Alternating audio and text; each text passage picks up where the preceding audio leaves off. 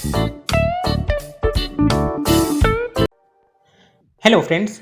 कई सारे electronics projects and product में पीसीबी लेआउट डिज़ाइनिंग ये एक इम्पॉर्टेंट स्टेप होता है। जितना अच्छा आपका पीसीबी लेआउट होगा उतना ही अच्छा आपका प्रोडक्ट या प्रोजेक्ट बनेगा। कई सारे स्टूडेंट्स के दिमाग में ये क्वेश्चन होता है कि पीसीबी लेआउट डिज़ाइनिंग में उनका करियर बन पाएगा या नहीं। सो फ्रेंड्स, आप भी बहुत अच्छे पीसीबी लेआउट डिज़ाइनर बन सकते हैं, बट उसके लिए आपको पीसीबी लेआउट डिज़ाइनिंग सीखनी होगी। आज की वीडियो में हम आपको पीसीबी लेआउट बनाना सिखाने वाले हैं। इसके पहले भी हमने 2 वीडियोस पीसीबी लेआउट डिज़ाइनिंग पे बनाए हैं, बट जो आज का वीडियो है वो कुछ खास है, क्योंकि इस वीडियो के एंड में आप देखोगे जो आप पीसीबी लेआउट बना रहे हैं उसका आप 2D एंड 3D व्यू भी चेक कर पाओगे। 2D एंड 3D व्यू से आपको ब्रीफ आइडिया आ जाता है कि किस वे से आपका पीसीबी लेआउट बना है और किस तरीके से आप उसमें कंपोनेंट माउंट करने वाले हैं। सो फ्रेंड्स, आप देख रहे हैं द टीआर टेक शो। चलिए अब हम पीसीबी लेआउट डिज़ाइनिंग करना स्टार्ट करते हैं।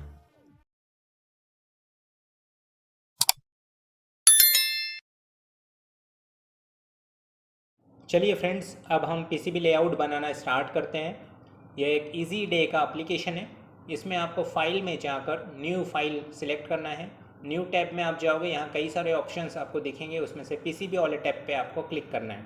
एक नया विंडो ओपन होगा। इस विंडो में आपको यूनिट्स रखना है, और अगर सेटिंग्स चेंज करना चाहते हो तो आप चेंज कर सकते हो और अप्लाई कर देना है। एक बोर्ड दिखेगा, ये बोर्ड आपका वर्किंग एरिया है। इसी बोर्ड में हम पीसीबी लेआउट बनाएंगे। पीसीबी लेआउट बनाने के लिए हमें एक सर्किट डायग्राम की ज़रूरत है। हम एक सर्किट डायग्राम यहाँ पे ओपन कर रहे हैं। यह जो सर्किट डायग्राम है ये ड्वेल रेगुलेटेड पावर सप्लाई का सर्किट डायग्राम है। इसी सर्किट डायग्राम का हम पीसीबी लेआउट यहाँ पे बनाने वाले हैं।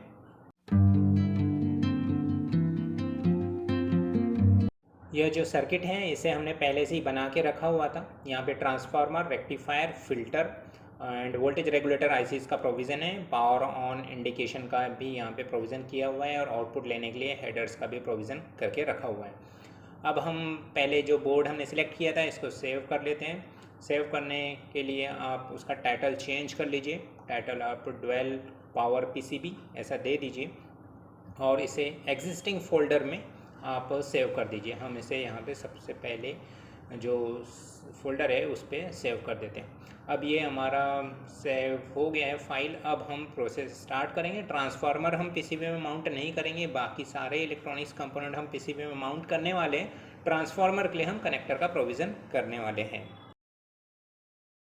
फ्रेंड्स, अब हमें कंपोनेंट्स के फुटप्रिंट्स लाने हैं। तो कंपोनेंट्स के फुटप्रिंट लाने के लिए हम इसमें जो कंपोनेंट लाइब्रेरी है उसका यूज़ करेंगे।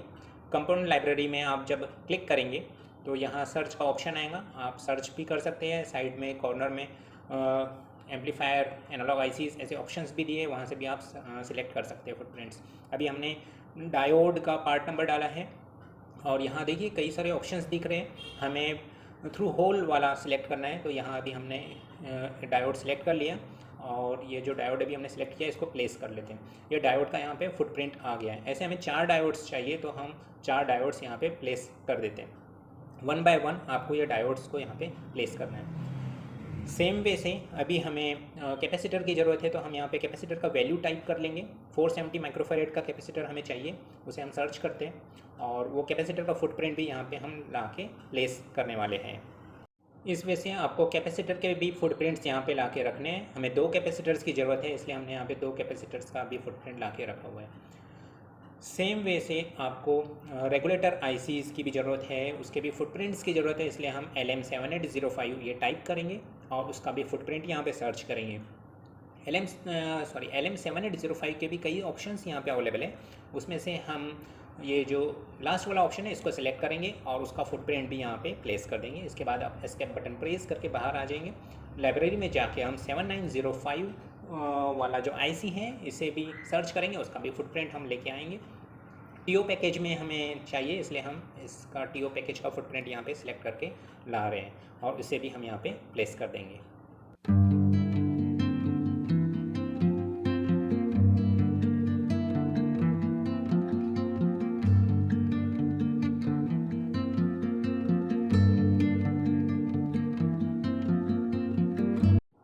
1 बाय 1 आपको रिमेनिंग कंपोनेंट्स के फुटप्रिंट्स भी यहाँ ला के आपको प्लेस करने हैं, जैसे कि ceramic capacitor, LED, register, connectors.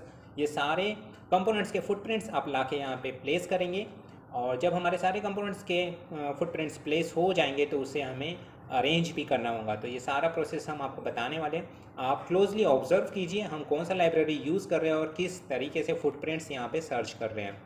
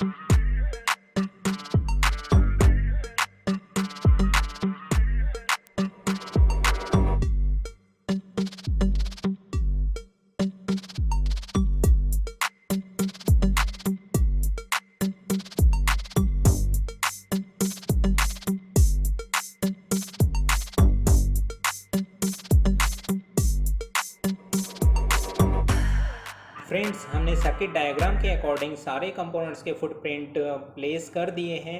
अब हम इस कंपोनेंट के फुटप्रिंट को रीअरेंज करेंगे। जैसे अभी हम यहाँ पे जो 3 पिन का कनेक्टर है इसको रोटेट कर रहे हैं। रोटेट करने के लिए आपको टॉप में रोटेट का ऑप्शन मिलेगा या फिर आप शॉर्टकट की आर का भी यूज़ कर सकते हैं। सेम वे से हम जो डायोड्स है उसे भी थोड़ा रीअरेंज कर लेते हैं। बाद में हम इसे कॉम्पैक्ट बनाने की कोशिश करेंगे। जो डायोड्स हैं उसे भी आप रोटेट कर सकते हैं। रोटेट का ऑप्शन टॉप में अवेलेबल है और शॉर्टकट की का भी आप यूज़ कर सकते हैं। तो हम अभी यहाँ पे सारे कंपोनेंट्स को रीअरेंज कर लेते हैं, उसका प्लेसमेंट प्रॉपर कर लेते हैं। उसके बाद हम ट्रैक्स को कनेक्ट करेंगे। तो चलिए अभी ये वाला वर्क पहले हम फिनिश करते हैं।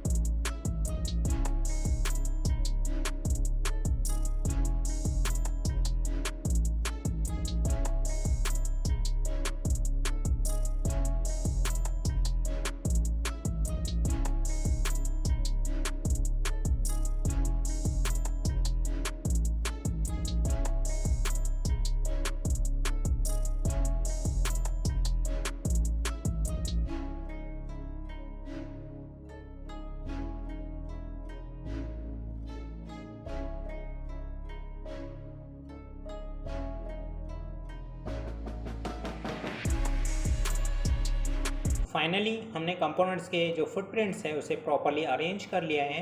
अब हम according to this circuit diagram, जैसे सर्किट डायग्राम में ट्रैक्स बनी हुई है उसके अकॉर्डिंग यहाँ पे ट्रैक्स बिल्ड करेंगे। पीसीबी टूल में आपको ट्रैक ऐड करने का ऑप्शन मिलेगा, तो इस वे से आपको ये ट्रैक्स बनाती चली जानी है। अब यहाँ पे हम आपको सर्किट डायग्राम के अकॉर्डिंग जो ट्रैक्स बनी हुई है वैसा ही यहाँ पे कनेक्शंस करके दिखाएंगे, और जो ट्रैक विड्थ है उसको चेंज करके भी दिखाएंगे, क्योंकि हमें ट्रैक विड्थ के डायमेंशंस को भी ध्यान में रखना होता है। तो अभी यहाँ पे आप देखिए कि जिस तरीके से एनोड एंड कैथोड के कनेक्शंस है वो हमने किया है। यहाँ पे हमने ट्रैक को सिलेक्ट किया है, प्रॉपर्टी में जाके जो 0.254 था उसे 0.8 में हम चेंज कर देंगे। अब जो हमने ट्रैक विड्थ ली है वो 0.8 mm का लिया हुआ है। सेम वे से यहाँ जो हमने कनेक्शंस किए थे उसके भी ट्रैक विड्थ को हम चेंज कर देते हैं। तो इस तरीके से आपको ट्रैक विड्थ चेंज कर लेनी है।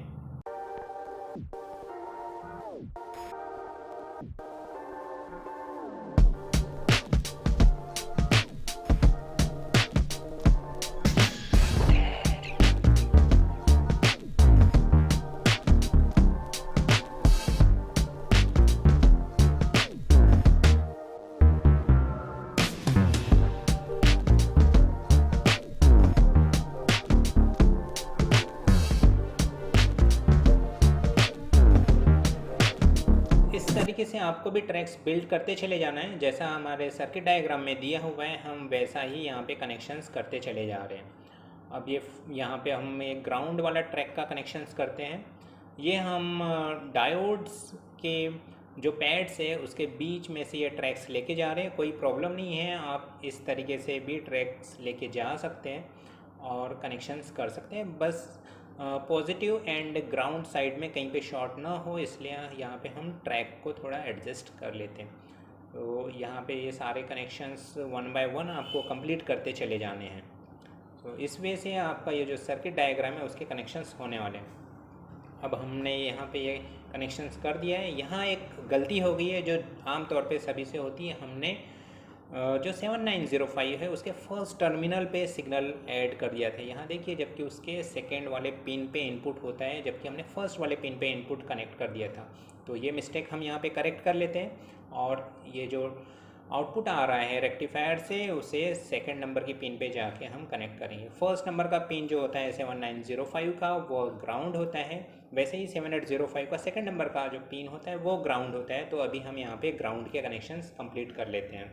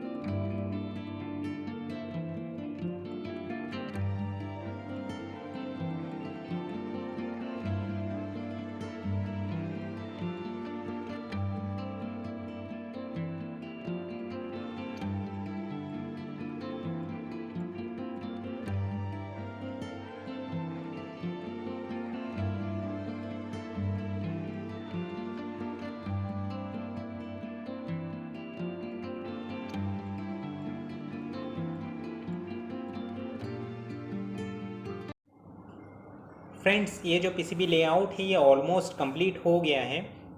इसमें एक चीज़ का आपको ध्यान रखना है, आपका जो सर्किट डायग्राम है उसके अकॉर्डिंग आपने पीसीबी लेआउट बिल्ड किया है या नहीं, ये वेरीफाई कर लेना है। कोई ट्रैक्स के बीच में शॉर्ट सर्किट तो नहीं क्रिएट हो रहा है, ये भी आपको वेरीफाई कर लेना है। और कोई ट्रैक आपकी ओपन तो नहीं है या कोई कनेक्शन रिमेनिंग तो नहीं रह गया है, ये सारा चीज़ आपको वेरीफाई करने के बाद ही ये डिसाइड करना है कि आपका पीसीबी फाइनल हुआ है या नहीं। ये वेरिफिकेशन के बाद आपको ये पीसीबी को सेव कर लेना है और इसमें माउंटिंग होल का भी प्रोविज़न करना है। माउंटिंग होल के लिए आपको पीसीबी टूल में ही एक ऑप्शन मिलेगा, वहाँ से आप माउंटिंग होल सिलेक्ट कर सकते हैं। माउंटिंग होल का प्रॉपर्टी भी आप चेंज कर सकते हैं। जिस साइज़ का आपको माउंटिंग होल चाहिए वो आप प्रॉपर्टी विंडो में जाके उसको चेंज कर सकते हैं। यहाँ पे हम होल साइज़ 3 mm और 4 mm का हम रखते हैं। 4 mm ठीक है, 4 mm हम यहाँ पे सिलेक्ट करते हैं। एक होल का साइज़ आप चेंज कीजिए और उसको बाद में कॉपी पेस्ट कर दीजिए। 4 कॉर्नर्स पे आप ऐसे 4 माउंटिंग होल्स अरेंज कर दीजिए। तो इस वे से हम यहाँ पे 4 माउंटिंग होल्स अरेंज कर देते हैं। अब आपने कई सारे पीसीबीज में देखा होगा वहाँ पे कुछ टेक्स्ट लिखा हुआ रहता है जिसको हम सिल्क स्क्रीन कहते हैं। तो यहाँ भी आपको सिल्क स्क्रीन ऐड करना बता रहे हैं। यहाँ पीसीबी टूल में ही ऑप्शन मिलेगा आपको। इस वैकेंट एरिया पे हम सिल्क स्क्रीन ऐड करें, टेक्स्ट आपको ला के रख देना है और इस टेक्स्ट को एडिट कर लेना है। जो भी आपका नेम है, कंपनी नेम है, वहाँ पे आप टाइप कर लीजिए। जैसे हम द टियारा टेक शो यहाँ पे टाइप कर रहे हैं। और यह जो पीसीबी है ये किस प्रोडक्ट का पीसीबी है वो भी यहाँ आप मेंशन कर सकते हैं। मॉडल नंबर भी डाल सकते हैं। जैसे अभी हमारा ये 12 पावर सप्लाई का पीसीबी है तो हम उसे 12 पावर सप्लाई का पीसीबी ऐसा यहाँ पे मेंशन कर देंगे। तो इस तरीके से आप सिल्क स्क्रीन भी ऐड कर सकते हैं। इसमें कॉपर एरिया भी सिलेक्ट कर सकते हैं या फिर सिल्क स्क्रीन एरिया भी आप सिलेक्ट कर सकते हैं। ये आपके चॉइस पे डिपेंड करता है। जैसा कि मैंने बताया कि आपको यहाँ पे पीसीबी का नेम देना है तो हम 12 पावर सप्लाई ऐसा यहाँ पे नेम दे देते हैं।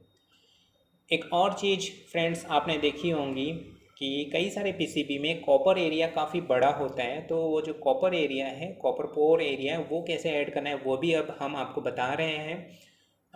यहाँ पे आप जो ग्राउंड पाथ है उसको ब्रॉड करेंगे। उसको करने के लिए आपको एक्स्ट्रा का कॉपर वहाँ ऐड करना है। ये पीसीबी को पहले आप सेव कर लीजिए और पीसीबी टूल वाला जो ऑप्शन है वहाँ पे जाके कॉपर एरिया ऐड करने वाला जो ऑप्शन है उसको सिलेक्ट करना है। यहाँ से अब हम कॉपर एरिया ब्रॉड कर लेते हैं। इसका एडवांटेज ये है कि कुछ भी नॉइज़ अगर आ रहा है आपके सर्किट पे तो वो डायरेक्टली ग्राउंड हो जाता है। तो इस तरीके से आपको यह पूरा पीसीबी कंप्लीट कर लेना है। पीसीबी कंप्लीट हो जाने के बाद अब एंडिंग में आप इसका 3D व्यू भी देख सकते हैं और 2D व्यू भी देख सकते हैं। किस तरीके से आपका पीसीबी दिखने वाला है वो भी अब हम आपको दिखाने वाले। तो पहले इसको हम कंप्लीट कर लेते हैं।